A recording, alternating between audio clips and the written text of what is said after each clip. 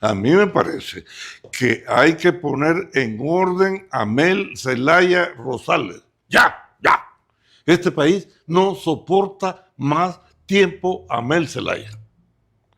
Tenemos que poner en orden a este muchacho oficial general de las Fuerzas Armadas. Es decir, este hombre es peligroso para la estabilidad del país. Y usted puede decir, pero ¿cómo se atreve a usted? Que ahí lo van a ir a matar. Bueno, que haga lo que le da la gana. ¿Cuál es el problema?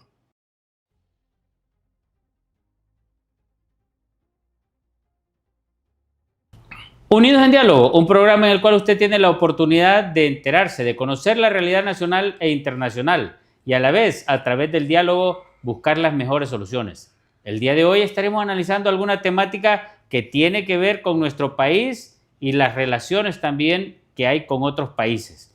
Pero nos interesa mucho la problemática en la cual nos tienen metidos algunos políticos de patio que no llegan ni siquiera a la puerta de la esquina en su capacidad psíquica, intelectual y no digamos académica. Pero bueno, hoy estamos con un invitado especial. Se trata del licenciado Juan Ramón Martínez. Bienvenido. Un placer tenerlo con nosotros, doctor, en Unidos en Diálogo. Mucho gusto. Un placer. En este caso es importante analizar alguna problemática nacional, Juan Ramón Martínez, pero también después nos vamos a ir a lo que está sucediendo en Honduras o que puede suceder en Honduras en relación a algunas decisiones que está tomando Donald Trump. Pero primero hablemos de lo nuestro acá, porque el país va a elecciones generales el 30 de noviembre, se supone. Aunque hay un sector... Vamos a ir a elección. Hay un sector que dice que no. Y hay un sector que está tentando o puyando la mula con vara corta.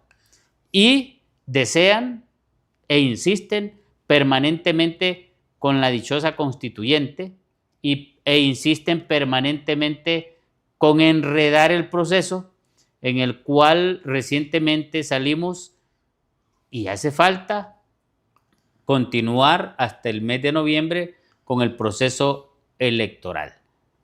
¿Qué puede decirnos usted, por ejemplo, de la experiencia que analizó usted el recién pasado 9 de marzo? Mire, yo creo que el 9 de marzo fue una especie de test o diagnóstico, como acostumbran decir en su profesión, sobre las condiciones, la calidad del nivel de competencia de la operación de la sociedad política hondureña. Es decir, un examen radiológico de la calidad de los políticos, la calidad de los partidos políticos, la calidad de los medios de comunicación y la calidad de los votantes y, por supuesto, la calidad de los funcionarios electorales. Un test. Allí pudimos ver las buenas y las malas. Vimos las dulces y las amargas.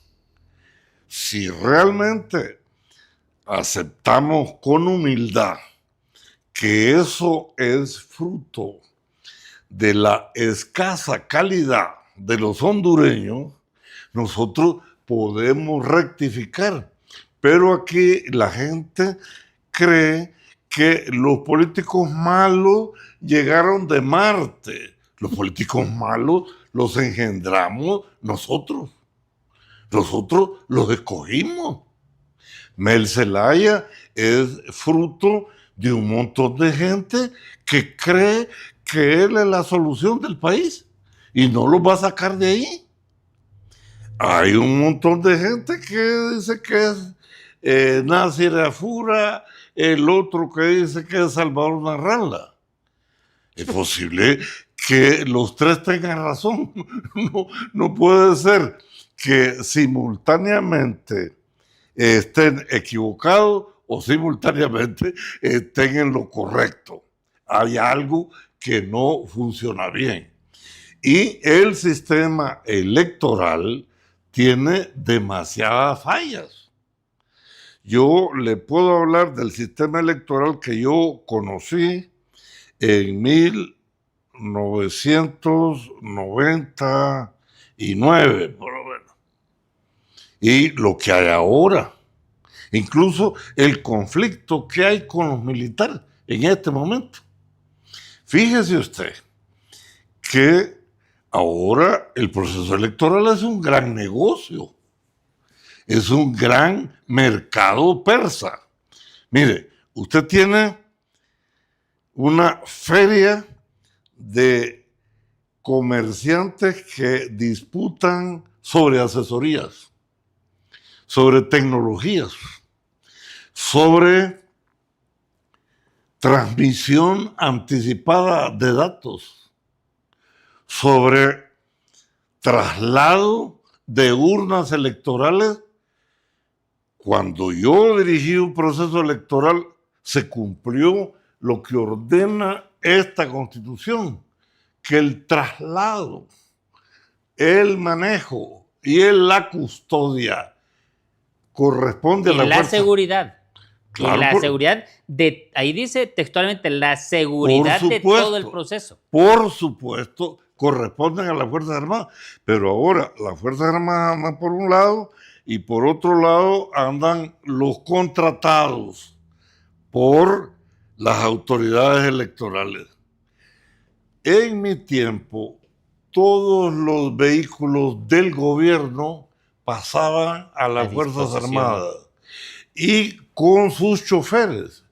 Y las Fuerzas Armadas más su equipo eran los responsables absolutos de trasladar y regresar las urnas electorales. Es la primera cosa. Entonces, aquí, ¿qué es lo que hay? Que las elecciones son un gran negocio. Un negocio de unos empresarios que no pueden efectuar actividades económicas libres y que solo pueden hacer negocios con el gobierno a través de sus compadres que dirigen las oficinas que contratan. Esa es la de situación. Socios, porque lo que se entiende que es una sociedad ahí la que, bueno, que son parte de los mismos partidos. Por eso es que la solución no es tan fácil, así como dice el comandante de las Fuerzas Armadas, Roosevelt Hernández. Las cosas no son tan sencillitas. Hay problemas, hay que desburocratizar el sistema electoral. Hay que devolverle la soberanía a la urna, a la Junta Electoral, creo que la llaman ahora. Nosotros lo conocíamos. Receptora de votos. Sí, nosotros la conocíamos como mesa electoral. Mesa electoral. Esa mesa electoral hacía el escrutinio y suscribía el acta. Y esas actas pasaban al departamental con copia para los partidos. Esa era la situación. Ahora no. Ahora nadie hace realmente escrutinio. El escrutinio lo hacen en Tegucigalpa. ¿Por qué? Tegucigalpa es una bodega para verificar, pero no debía ser el lugar para hacer el escrutinio. El escrutinio lo hace la mesa electoral, lo verifica el tribunal departamental, lo manda a nivel nacional y a nivel nacional lo verifican y lo constatan con el conteo de los votos si así lo estiman pertinente. Pero eso es secundario en relación a lo que dice el artículo 272 de la Constitución, donde señala un único responsable. Pues sí, pero es que... de todo ese proceso de seguridad de las elecciones. Pero es que esa tarea la han dividido. Pero no está en la Constitución como dividirla. Son interpretaciones absurdas, irresponsables para favorecer los negocios. Ese es el problema. Y las Fuerzas Armadas se van a lo cómodo. A decir, bueno, nosotros solo supervisamos, no, nosotros no somos responsables. Y entonces ahora lo que hay es un juego infantil de que la responsabilidad es tuya, no tu madre, la responsabilidad es tuya. Es decir, así no se puede. Bueno. Pero bueno, incluso los transportistas mencionaron que los militares que andaban con ellos en los autobuses los llevaron primero a un lugar, a la Kennedy, no sé si al Instituto de la Kennedy, no me acuerdo cómo se llama, estuvieron ahí un par de horas, luego, y no bajaron urnas. El Abelardo Fortín se llama el colegio. No, fue al de la Kennedy, es al Alfonso Guillén Zelaya, Alan, no sé, el de la Kennedy, y luego se fueron para lo que es el hogar, para la pedagógica, donde estuvieron otras 4 horas sin bajar ni una urna, y luego se fueron a estar otro par de horas a lo que es el hogar, hasta que llegaron periodistas, salieron para otro lugar que es a La Joya, parece que fueron, donde estuvieron otras 2 o 3 horas hasta que llegó el Consejo Nacional Electoral y los trasladó a la gasolinera que está ahí en esa zona para después llevarlos a Infop. Entonces, esos militares que les decían a ellos a dónde moverse, tenían que haber recibido la orden no de un civil. Porque el militar nunca le va a hacer caso a un civil. Jerárquicamente hablando, eso es imposible. Bueno, esa parte la dejamos para el final. Pero ahora de lo que usted me invita a que yo comente es si hay algo deliberado de las Fuerzas Armadas para aprovechar esta situación de conformidad a los objetivos políticos de un grupo partidario que estaba participando en el proceso electoral. De acuerdo con todos los indicios que nos han transmitido, de todas las excusas que hemos escuchado, es evidente que una parte del alto mando de las Fuerzas Armadas está comprometido en estos errores porque tienen el compromiso de hacer ganar a su jefe. Porque aquí el gran problema es que nunca habíamos tenido una situación en que el candidato es ministro del gobierno que está haciendo el proceso electoral. En 1948, Juan Manuel Gálvez del Partido Nacional, ministro de Guerra, Marina y Aviación, fue nombrado candidato del Partido Nacional. Inmediatamente presentó su renuncia. Porque ¿cómo es que va a competir en términos de igualdad una ministra de Defensa que tiene bajo su mando, que usted dijo una barbaridad, que los militares no obedecen a un civil? Los militares, al civil que no obedecen es al que no tiene mando, pero al que tiene mando, no importa el sexo, los militares obedecen. No, pues sí, es que no obedecen al civil del común, pueblo, al común. O sea, bueno. Porque el problema está que un civil común como nosotros no ya con esa, es toleteada. Ya con esa aclaración estoy de acuerdo con usted. Pero sí, porque la orden la reciben de su jefe, ¿y quién es el jefe? No es de cualquier, no es de parte suya que van a recibir una orden o parte mía. Es de quien tiene jerárquicamente el poder de mando. El Roosevelt Hernández dijo que él a quien obedece es a su comandante. Lo normal es que un hombre profesional diga, yo a quien le obedezco es a la Constitución. Pero como la pobre Constitución la mencionan, pero ella nunca habla, la única que habla es la jefe. La jefe, la presidente la titular del Poder Ejecutivo o la candidata del Partido Libertad y Refundación, que es su jefe inmediato. Entonces, ¿cómo cree usted que puede haber seguridad de parte de esos subordinados e igualdad de parte de Rixi Moncada con respecto a los demás candidatos?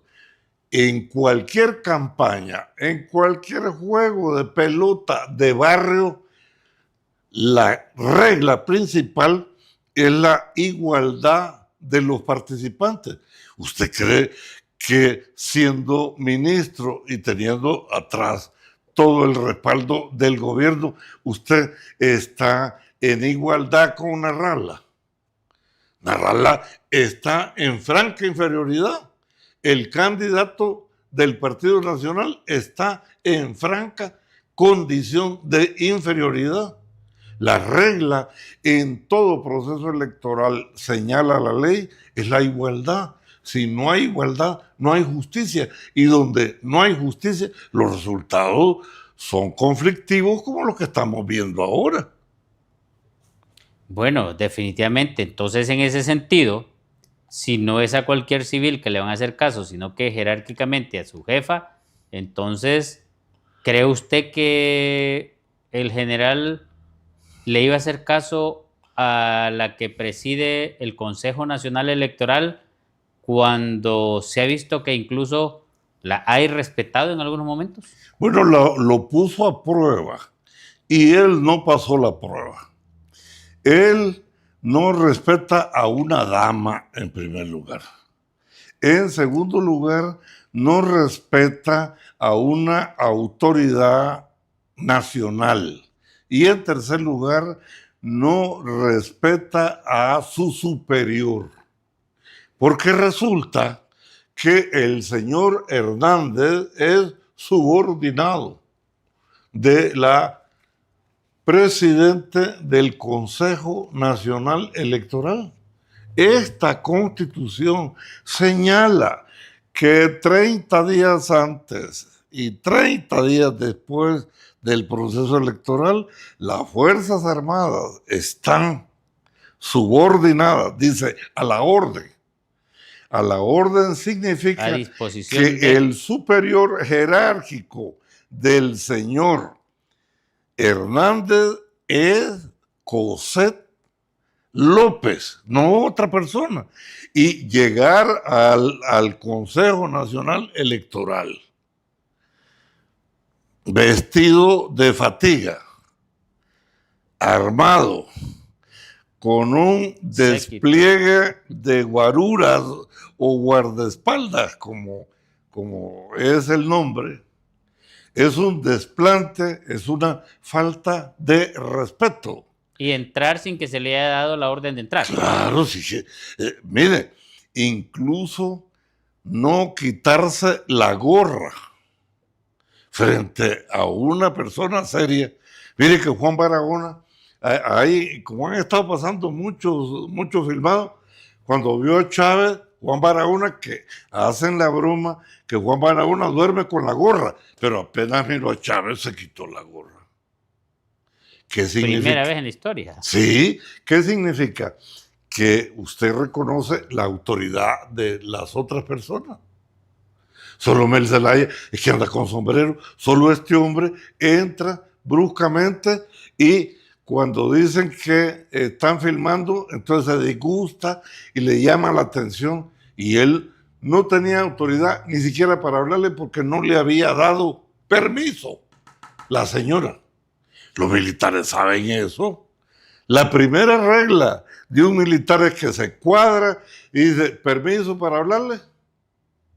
Y la otra persona le dice, permiso para hablar, permiso concedido. Él no hizo eso.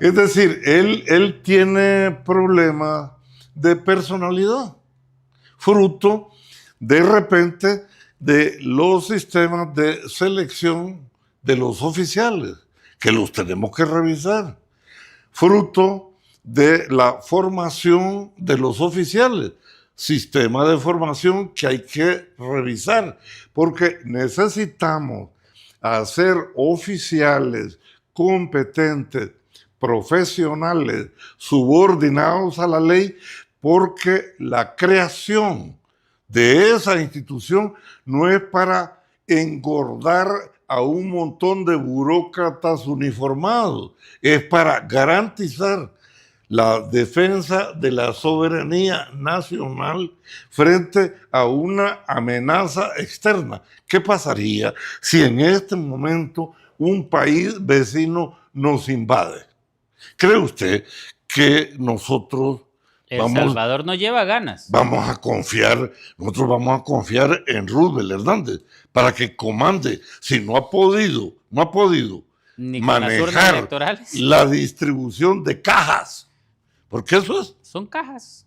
cajas, cosa que Amazon maneja a nivel mundial.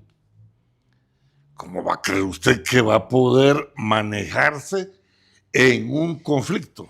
¿Cree usted, oiga bien lo que le voy a preguntar, que en este preciso momento, los que siempre han desprestigiado a las Fuerzas Armadas y que en este momento aparentemente hay un matrimonio bien hecho por ahí y que realmente han hecho quedar mal a las Fuerzas Armadas de tal forma que yo le voy a decir, yo siempre he respetado y he querido a las Fuerzas Armadas, aunque nunca me ha gustado la milicia, pero en este preciso momento a mí me estorban ya las Fuerzas Armadas, así de facilito, y usted le pregunta a cualquier persona en la calle y definitivamente no quieren a las Fuerzas Armadas en este momento. ¿Habrá algo ahí planificado para que en realidad se desprestigie a las Fuerzas Armadas y un grupo de estos uniformados que no entienden la geopolítica están cayendo en una trampa sin abismo y sin frenos que pueden llevarse al traste o al fracaso completo a las Fuerzas Armadas? Bueno, yo creo que lo último es cierto, pero lo primero es atribuirle demasiado talento a los dirigentes políticos que en este momento instrumentalizan a las Fuerzas Armadas. Lo que pasa es que eso no es de ellos, eso viene desde fuera. Sí, pero eso es común y corriente.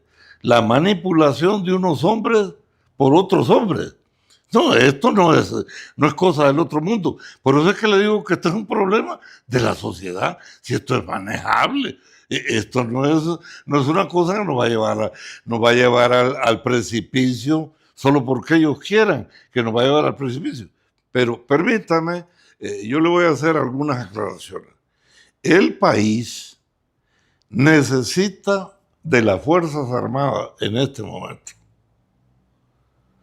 Si las Fuerzas Armadas, solo porque las tenemos sesgadas, nos crea este conflicto, se imagina si las Fuerzas Armadas se ponen al servicio oficialmente del partido de gobierno en contra del pueblo, como el caso de Venezuela. ¿Qué nos pasaría?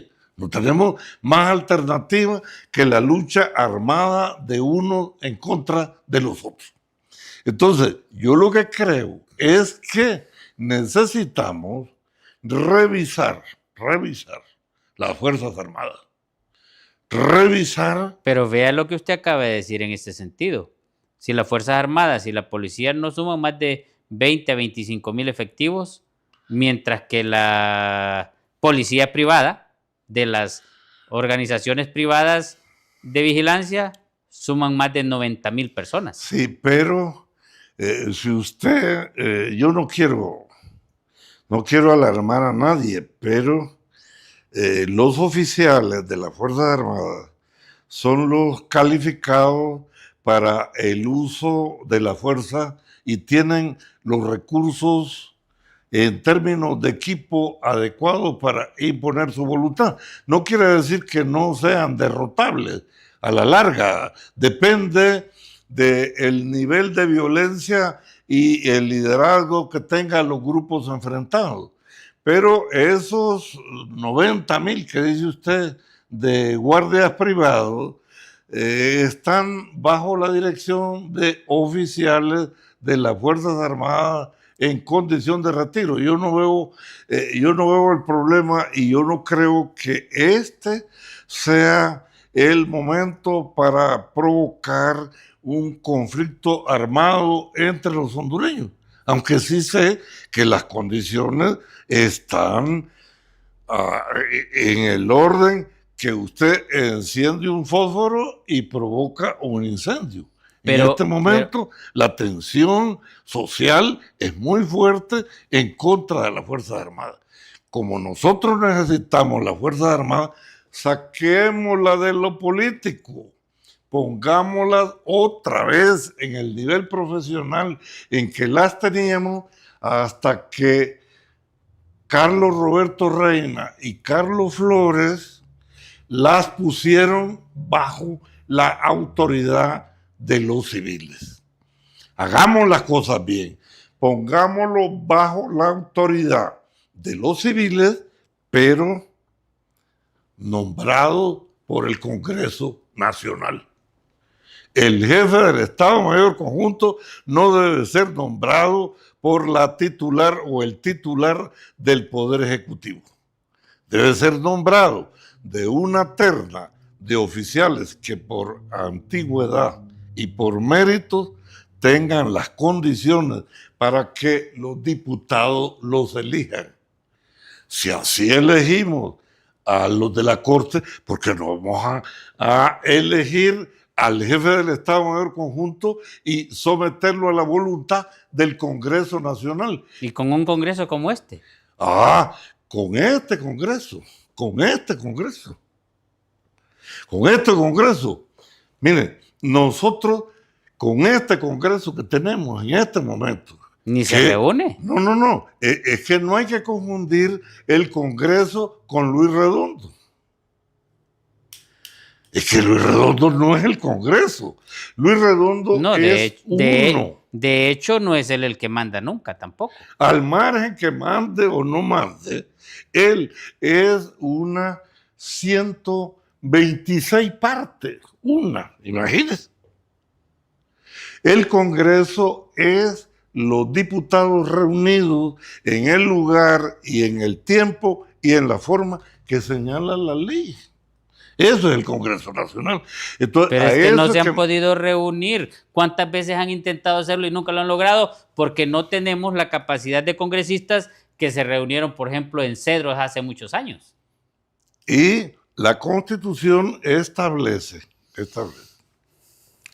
que cuando surge un irresponsable como Luis Redondo, que cree que él es el Congreso Nacional, un número de diputados convocados con anticipación se reúnen y toman decisiones.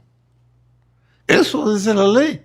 Lo que pasa es que otra vez, el problema no es de leyes, es de individuos, de la falta de calidad de hondureños que tengan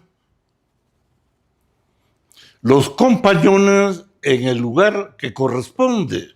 Pero es que no se trata solo de eso, porque si usted se acuerda muy bien, hicieron alguno que otro intento fallido en hacer reuniones porque no habían sido convocados.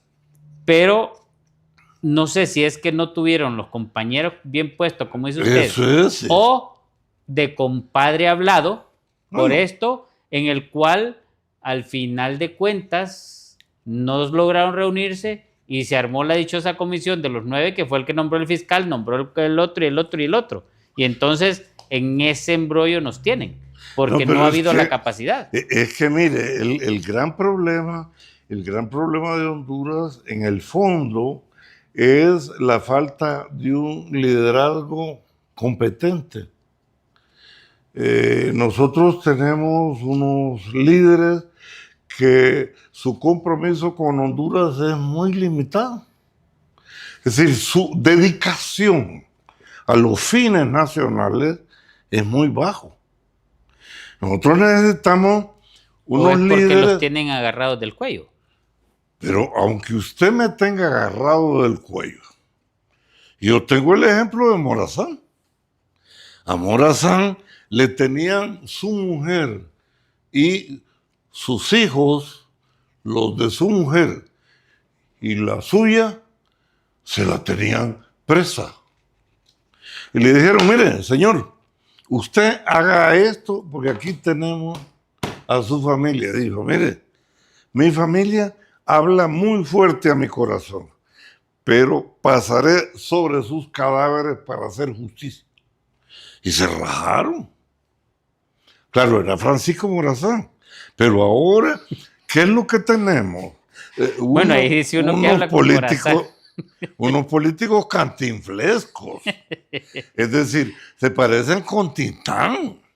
Es decir, gente que yo le digo, pero ¿cómo se te ocurre a vos confiar en Carlos Flores, confiar en Mel Zelaya, si son mentirosos, hombre?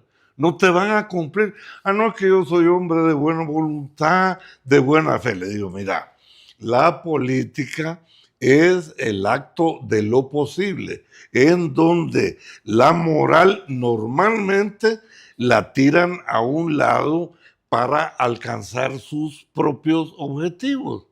No, es que la bondad se va a imponer. Yo dije, hombre, de repente aquí tenemos un santo varón para la iglesia. O sea que no le hizo caso. No. Bueno, nos vamos a ir a una pausa y después vamos a seguir hablando de ese santo varón que no le hizo caso a esos consejos porque ya sabemos quién es realmente. O sea, no necesita describirlo ni necesitamos dar el nombre, pero vamos a tener que hablar porque son intereses de país los que están jugando. Vamos a una pausa. En Unidos en Diálogo ya retornamos. Mire, antes que se me olvide. Unidos en Diálogo, un programa en el cual usted tiene la oportunidad de conocer, de enterarse de la problemática nacional e internacional, pero a la vez, a través del diálogo, buscar las mejores soluciones. Y eso estamos haciendo hoy, buscando las posibles soluciones a este embrollo en el que nos tienen metidos unos pseudopolíticos e incluso ni se deben llamar políticos en realidad en el país. Pero a través del diálogo queremos darles por lo menos una orientación para que no sigan jorobando más a este pueblo tan noble como es el pueblo hondureño.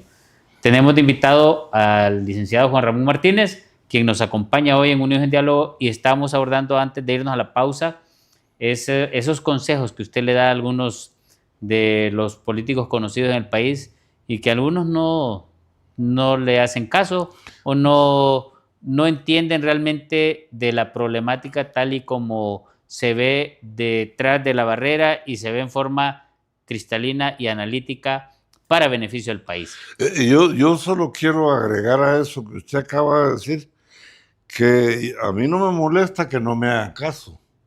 Yo todavía no he llegado a ese ánimo de creer que yo soy el que da los consejos y que los demás los tienen que seguir. Yo más bien me atengo a los resultados. Yo siento que los resultados que hemos obtenido en el país tienen relación con esa disposición de perdonarle al otro cualquier omisión, perversidad o maldad en contra de la colectividad hondureña. A mí me parece que hay que poner en orden a Mel Zelaya Rosales. ¡Ya! Este país no soporta más tiempo a Mel Zelaya. Tenemos que poner en orden a este muchacho oficial general de las Fuerzas Armadas. Es decir, este hombre es peligroso para la estabilidad del país. Y usted puede decir, pero ¿cómo se atreve a usted? Que ahí lo van a ir a matar. Bueno, que haga lo que le da la gana. ¿Cuál es el problema? ¿Cuál es el problema? ¿No entienden ellos que con esa situación que están metiendo al país aumentan la pobreza, aumentan el hambre, aumentan el precio de la canasta básica día a día? O sea, ¿no entienden eso los personajes que usted acaba de mencionar? No, y más bien ellos creen que las cosas son al revés, que la riqueza que está mal distribuida. Claro, sí está mal distribuida. Hay una desigualdad en donde una minoría se queda con la mayoría de la comida y los otros pasan hambre. Eso lo sabemos. Pero es lo que pasa en Cuba, lo que pasa en Venezuela y en Nicaragua, sí, incluso. pero para resolver esos problemas, la primera obligación es respetar la ley. Si respetamos la ley, cada quien hace lo que le corresponde, nosotros vamos a tener mejores resultados. Cualquier sociedad que se salta la ley va al precipicio. Nosotros nos estamos encaminando al precipicio. Nosotros, y yo ya les señalé las dos personas que yo siento que son más peligrosas en este momento. Pero además quiero señalar otra peligrosidad, y es que constituye algo que amenaza al país y es la maldad. En estos dos personajes yo no necesito dar ejemplos de maldad, de falta de compromiso, de disposición cívica para sacrificarse en favor de su país. Es decir, esa es la primera obligación de un hondureño. Y la otra es la incompetencia de los otros líderes. Es decir, ¿cómo es que un hombre como Nasser Afura no tiene la fortaleza para que Mel Zelaya lo respete? ¿Cuál es la razón? ¿Cómo es ¿Mel Zelaya no respeta a Nasser Afura? Es obvio que no lo respeta. Pacta con él y lo engaña. Es respeto que yo vaya a su clínica y usted me engañe. No es correcto. Y yo me dé cuenta. Yo no vuelvo a su clínica. Le haremos una, pero no las siguientes. Exacto. Y cae una tras otra. No, y los engañan. Yo se lo dije, te van a engañar, hombre. Y, claro. ¿Y él qué le dijo? Que no lo engañaba. No, que la bondad se iba a imponer al fin. Le digo, mira, de repente yo soy más católico que vos, pero yo no creo en ese tipo de conducta. La actividad política requiere carácter, fortaleza, disposición para correr todos los riesgos. De lo contrario, quédese en su casa o hágase monje de un convento y se retira a reflexionar en el desierto. Si lo que busca es una santidad por ese camino, sígala por ahí. Pero la política es la disposición para comer sapos y culebras sin vomitar. Es decir, la actividad política no es el espacio más cómodo de la vida. Pero ¿cuál será el problema en este sentido con Nasser Tito Afura, que dice todo lo que usted acaba de mencionar y se pone a la disposición de Manuel Zelaya? ¿Será por la nobleza? ¿Será por la inexperiencia?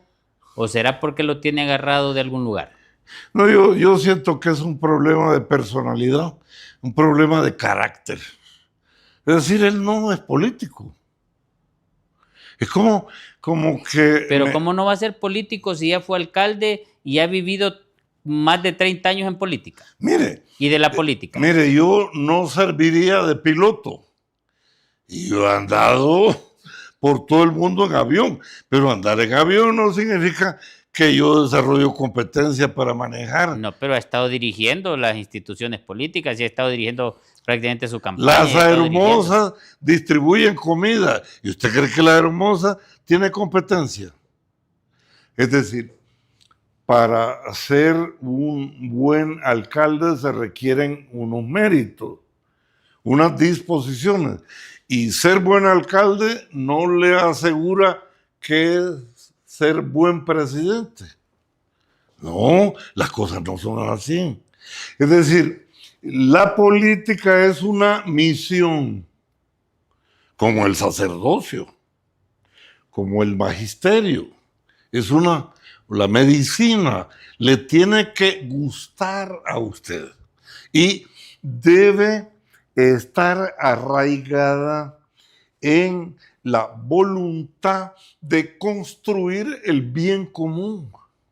Sí, ¿cómo yo puedo entrar a la política para enriquecerme a nivel personal? Sí, solo aquí lo podemos ver y lo celebramos. Mire, hay gente que tiene 40 años de no trabajar. ¿Y cómo viven? De la Jubilados de la política, pero activos en la política. Entonces, nosotros necesitamos una cultura diferente. Y aquí es donde están los problemas y donde yo siento que Mel Zelaya y creo que Callejas empezó a crear este problema, es la destrucción de los gremios. Los doctores. Carlos Flores fue el que trajo a los médicos cubanos para destruir el gremio médico. No, pero antes, con el gordito castellano, el movimiento de los médicos dejaron de ser una profesión liberal para convertirse en empleados públicos. El gobierno los captó, para bien o para mal. Los militares, lo mismo. Los maestros, Mel los ha capturado. Los profesores, incluso yo siento que los pobrecitos están todos equivocados, todos se sienten desubicados, más bien, no equivocados, desubicados, porque estaban enseñando las virtudes de Francisco Morazán, pero ahora resulta que en el escenario político de las virtudes que discutimos es de Fidel Castro, pero Fidel Castro no lo enseñaron a ellos. Es decir, los gremios de la sociedad, los campesinos, desaparecieron los campesinos, los obreros, lo que ha quedado es Juan Barahona. ¿Y dónde están los otros líderes? Porque no hay desarrollo capitalista, como no hay desarrollo capitalista, no hay sindicatos, y como no hay sindicatos, no hay dirigentes. Entonces, el país no va a salir adelante. Y estos señores a los que yo he señalado como pústula, como infección, nacido, yo recuerdo en mis primeros años en la costa norte, que cuando uno... Gusano Barrenador sería ahora.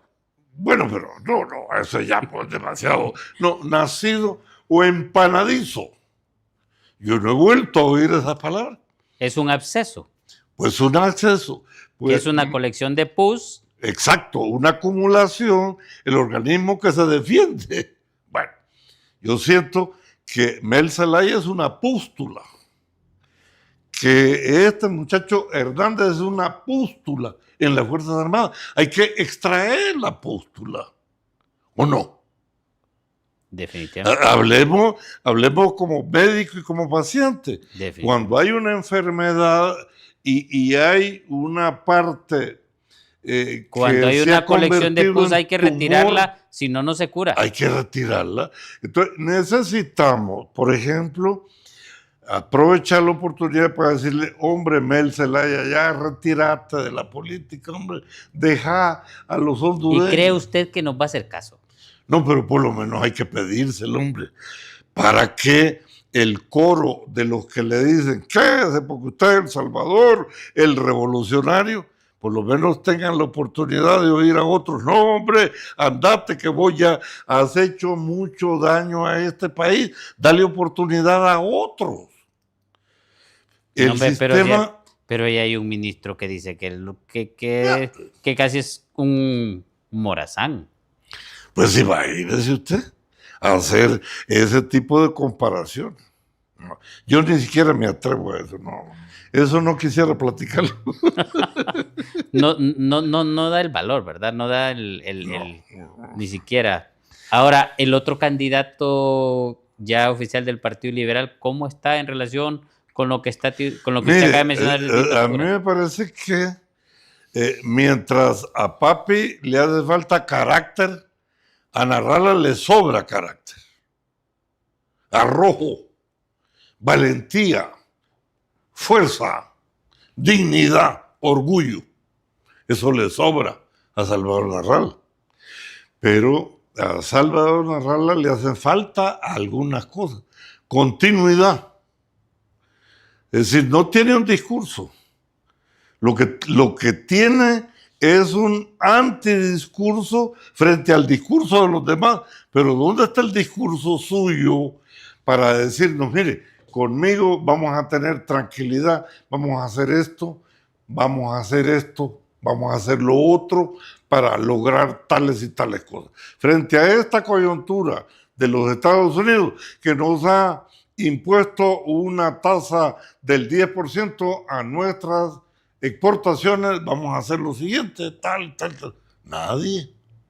En este país, el gobierno, los gobernantes y los políticos no se imaginan como solución, porque para ellos la política es como una olla que hay que disputar con los demás, porque ahí está el caldo, los frijoles, el mondongo, la carne, con la cual ellos van a comer y a dormir plenamente.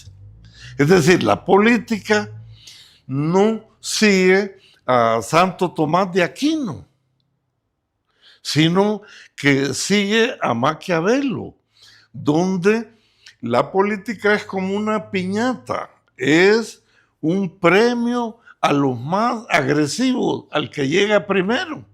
Entonces, mire, hay que aprovecharse del gobierno para nombrar a todos los parientes, a todas las queridas, a todas las enamoradas, a todos los que quieran ayudar y que hayan participado, que hayan gritado en la calle. Mire, estos dos muchachos que dirigen el proceso electoral, uno de ellos le metió fuego a la embajada de los Estados Unidos. Y al lado, ¿a quién cree que usted tenía? Al actual ministro de Finanzas de este país. ¿Cómo cree usted que la gente del Fondo Monetario Internacional nos va a respetar? ¿Cómo cree usted que se puede negociar con Marco Rubio? ¿Por qué Marco Rubio no viene aquí? Porque lo menosprecia a lo peor que tenemos en la vida política, de lo que yo he visto desde 1948, que ya tengo conciencia, hasta ahora. Esto es lo peor que tenemos. ¿Y qué mensaje cree usted que dio el pueblo hondureño el 9 de marzo cuando las urnas no llegaron a las 7 de la mañana como de costumbre? Pasaron las 10 de la mañana, pasaron las 2 de la tarde, 3 de la tarde, 9 de la noche, empezaron a llegar a algunos lugares, la gente haciendo fila, votando a la 1 de la mañana, 2 de la mañana, 3 de la mañana y 5 de la mañana del día lunes. Por primera vez en la historia, ¿qué mensaje es ese para los políticos? A mí me parece que es lo más ejemplar. Pero, y en forma pacífica. Sí, pero si usted analiza, a uno le decía, mira, fulano de tal es buen ejemplo, anda con él. Eso le decía la mamá a uno. Evita las malas compañías. ¿Quién admira a esos compatriotas? No. Aquí lo que se admira es a Marlon Ochoa, a los que hacen lo peor del país. Es decir, aquí las personas, y por eso es que yo creo que Papi a la Orden está equivocado. Si es cierto que él fuera la mejor persona de este país, de repente la gente le va a dar la espalda, porque aquí no les importa que sea bueno o malo. Aquí lo que les importa es que el político dé algo. Sea transero. Que sí, yo voy con usted, pero ¿qué me va a dar usted? Es decir, casi la política es un acto gangsteril. Pero no me ha respondido. ¿Qué mensaje le dio el pueblo hondureño? Ejemplar, ejemplar. desde mi punto de vista, yo creo que incluso el pueblo hondureño se merece el Premio Nobel de la Paz. Porque, y yo se lo voy a decir por qué, porque según lo que estuve viendo ese día, lo que querían era que el pueblo se revolviera, que el pueblo protestara y probablemente anular las elecciones.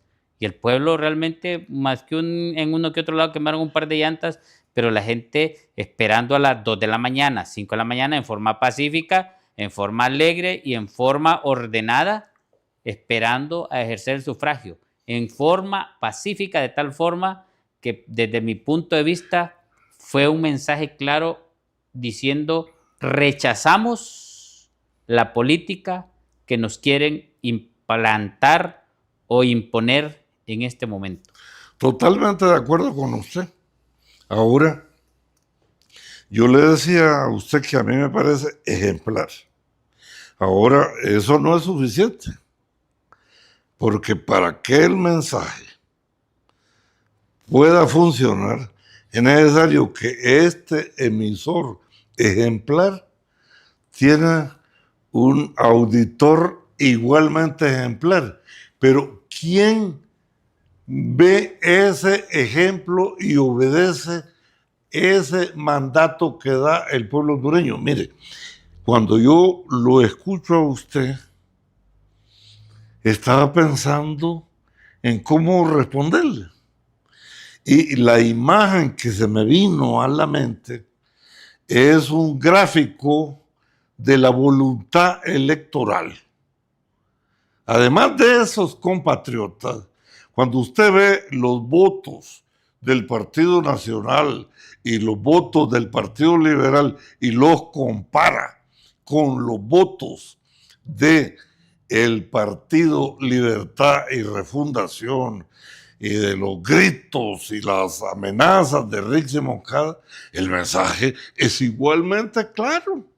Pero ¿qué mensaje cree usted que dio? Oiga bien lo que le voy a preguntar.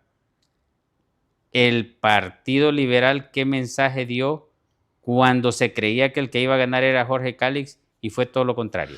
No, pues el mensaje es muy claro porque Jorge Cálix no pudo convencer al electorado que él realmente había roto sus relaciones con Mel Zelaya. Es decir, todavía creían que era peón de Mel tiene Zelaya. que continuar en el desierto y con los sufrimientos, la sabiduría y su disciplina, convencer al pueblo hondureño, al pueblo liberal, que él no huele, que él no respira, que él no se parece en nada a Mel Zelaya y que posiblemente la gente con más capacidad para derrotar definitivamente a Mel Zelaya es él. Esa es la tarea que le corresponde para responder al mensaje que le dio el pueblo liberal.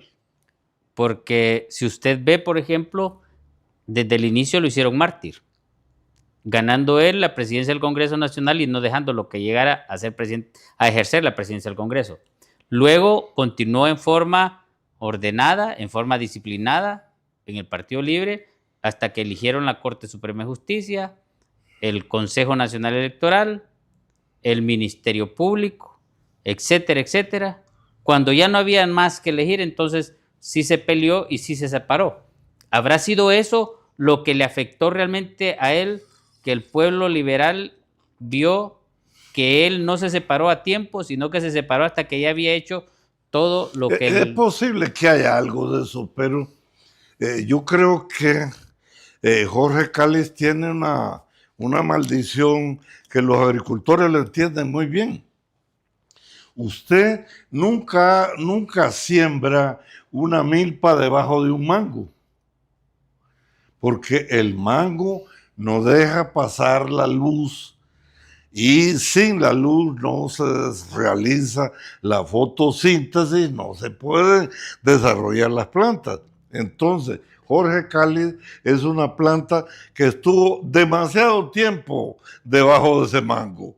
Más bien yo creo que en la sabiduría popular que usted ha citado, de repente él debió haberse retirado mucho más antes. Bueno, parte del error. Y en el sentido de que usted dijo al inicio que sí van a haber elecciones el 30 de noviembre, ¿por qué lo Sí, sustenta? porque es que el país necesita hacer esas elecciones. El país no puede en este momento, en la grave situación en la que estamos, que todavía no conocemos las cifras reales, porque aquí una de las grandes debilidades es que, contrario a ustedes los médicos, que antes de dar una opinión dice, hágase estos exámenes, hágase esto, la cosa. Nosotros no tenemos un laboratorio para verificar la hondura, la naturaleza de las dolencias de la sociedad hondureña. Pero los que salimos de la capital, los que no andamos en avión, por diferentes razones, por miedo, por lo que sea, tenemos la oportunidad de conocer y escuchar a la gente.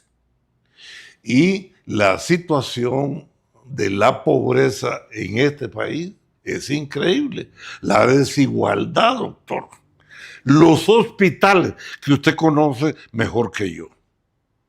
Yo no me atrevo a ir a esos hospitales.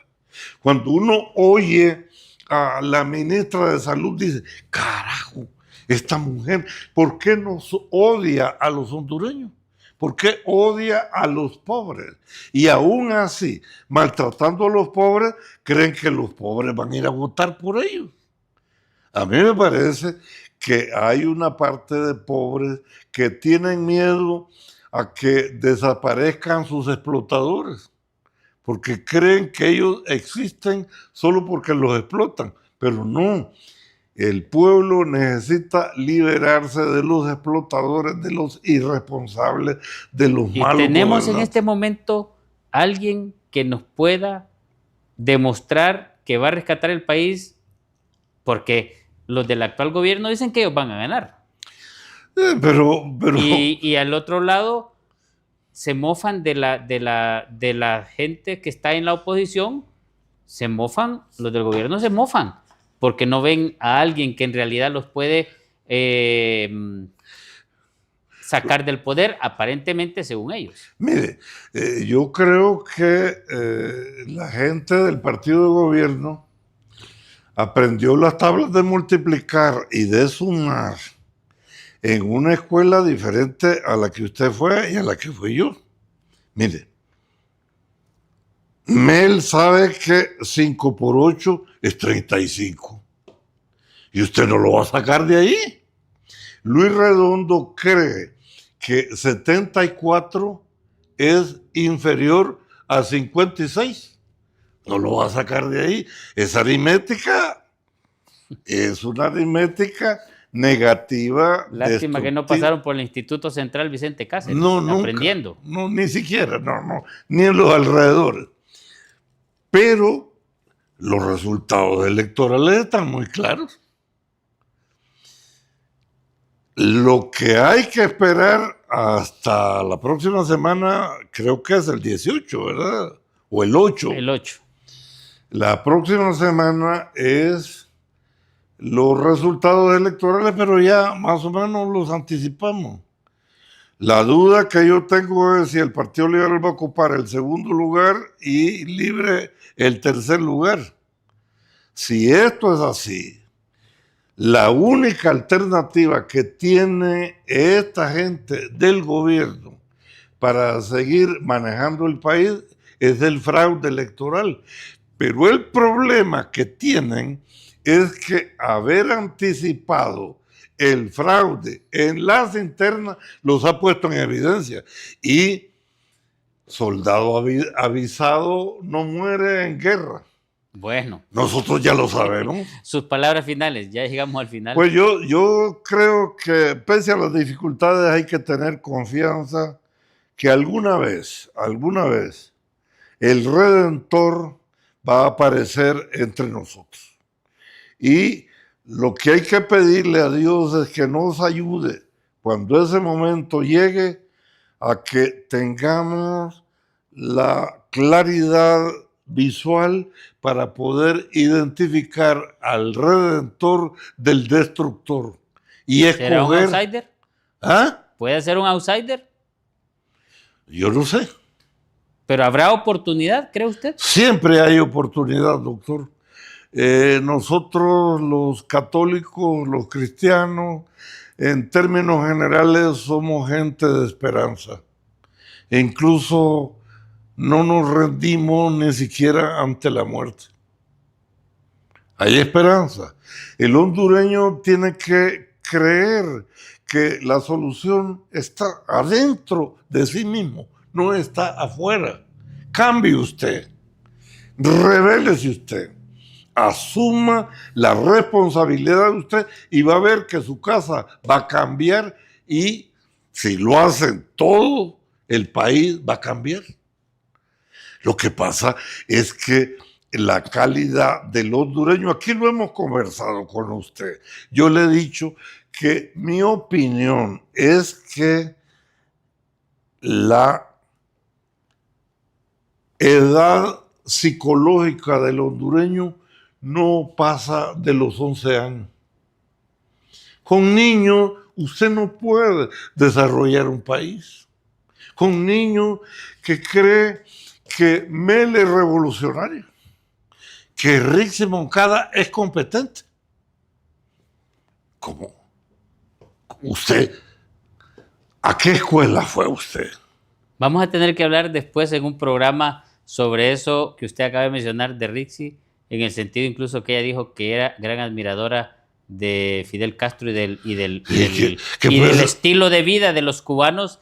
Bueno, el Grillo ¿Y por qué no se va? Y el Grillo ¿Por qué no también se va dijo la que semana? vivían mejor los cubanos que los hondureños. No, ¿y por qué no se va la Semana Santa a Cuba? Sino No, pero que se va a ir a los mejores hoteles. se va a San Marcos de Colón, porque de allá es el marido. Enrique Arias es de San Marcos de Colón. ¿Por qué no se va para Cuba? Del ¿Por qué? Del pueblo de mi papá. Ah, bueno, pues mire usted las coincidencias. Entonces, yo creo que cada quien admira lo que quiere. Yo tenía unos compañeros que admiraban al más bolo del pueblo. Contaba los mejores chistes. Sí, y entonces, ¿qué íbamos a hacer? Admirar al bolo, pero yo te garantizo que no hay premio para los bolos. No hicieron nada. Pero, ¿por qué yo lo iba a convencer si él vivía emocionado con ser bolo? Siga siendo bolo. Entonces, que admire a Fidel Castro. Yo lo admiré cuando era muchacho, cuando tenía 17.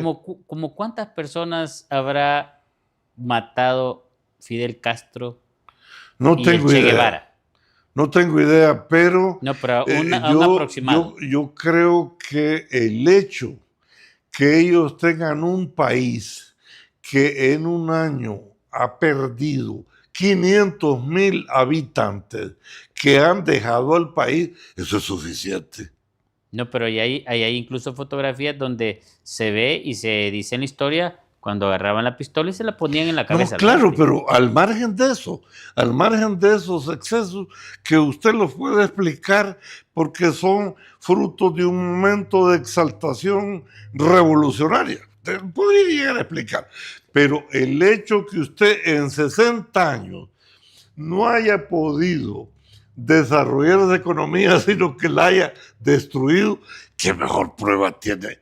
Mire, yo admiro a figuras mundiales importantes, a nivel literario, a nivel filosófico, a nivel de historiador, y no tiene nada que ver ni con sexo, ni con política, ni con nacionalidad.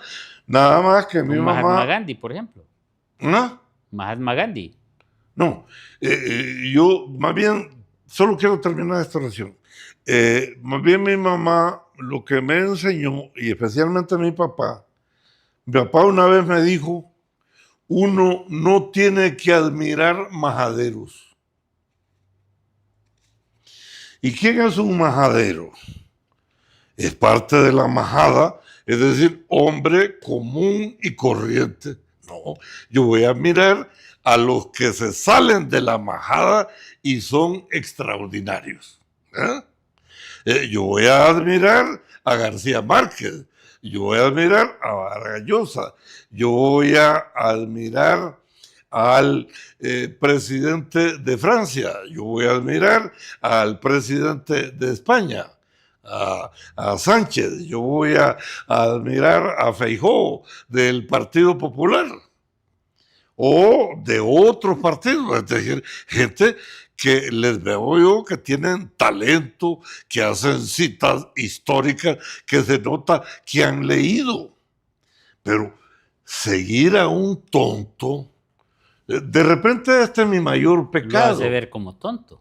No, pero es que yo quiero llegar a este punto. Yo, como persona, tengo que admirar a alguien superior a mí.